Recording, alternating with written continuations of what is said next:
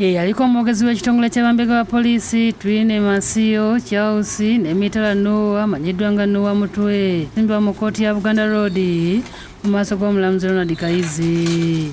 Bano omulamuzi abasomedde emisango 8 nga baagiza wakati w'omwezi gwa January omwaka gwa 2024 ne May 2025 mu bitundu bya Kampala ebyenjawulo nga bakozesa omutimbagano n'ebyuma bikalimagezi.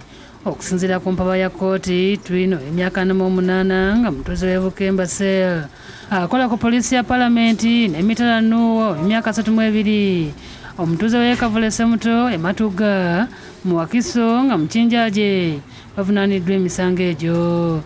Omusango ogusooka gubadde gwa kukuma omuliro mu bantu wakati wa January 2024 ne May 2025 nga bayita ku mutimbagano baweereza obubaka obw'okulumba n'okutta pulezidenti w'eggwanga nga bakozesa akatafaali ka peeva.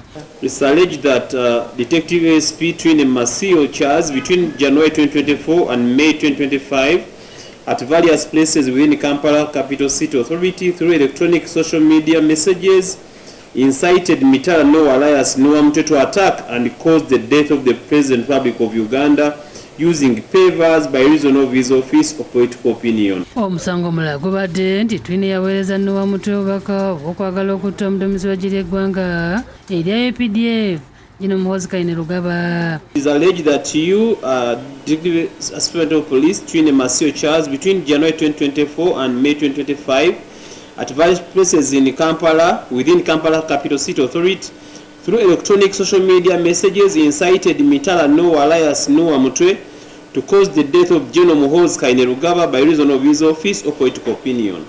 Omulamuzi abategeeza nga balina olukusa okweyimirirwa wabula nga wadde tebeetegese.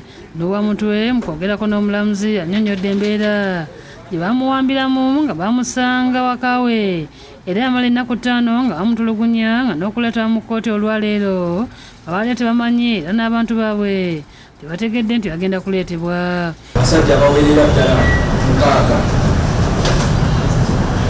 6 bakutte embuzi banzijja mu maka gange ku lunaku olwokuna era ne bansiba ekikookolo. Ono abadde akyagenda mu maaso, omulamuzi n'amukomako nti ebisigaddeyo ajja kubinnyonnyola mu lutuulo olunaddako. Let's have that the next engagement. Ye tulina akozesezza olungereza bululidde omulamuzi ti ffenna tusobola okukola obulungi okusinga weekiri kati. National leader by virtue of your office and all Ugandans that care to hear this, we can do better. In our various offices, including my Inspector General of Police, we can do better. Download the app on App Store or Google Play Store now. Vision Digital Experience, the future of media.